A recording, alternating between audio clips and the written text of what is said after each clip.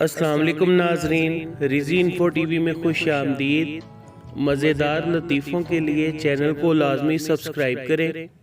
آج کا پہلا لطیفہ، بیوی نے ہرنی کا گوشت پکایا لیکن بچوں کو یہ نہیں بتایا کہ کون سا گوشت پکایا ہے، اور اشارہ دیتے ہوئے بولی، یہ وہ ہے جو تمہارے پاپا پیار سے مجھے بلاتے ہیں۔ یہ سنتے ہی ایک بچہ زور سے چلایا، اوے نہ کھائیں، کھوتی ہے کھوتی۔ آج کا دوسرا لطیفہ، بیوی، اس سال روزے رکھو گے؟ شوہر: نہیں۔ بیوی: نماز پڑھو گے؟ شوہر: مشکل ہے۔ بیوی: افطاری کرو گے؟ شوہر: ظاہر ہے اب کیا بالکل ہی کافر ہو جاؤں؟ آج کا تیسرا لطیفہ، شوہر بیوی سے، آج کیا پکایا ہے؟ بیوی غصے سے: زہر۔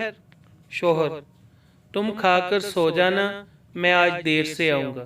ویڈیو پسند آئے تو لائک کریں، چینل کو سبسکرائب کریں۔ اللہ حافظ۔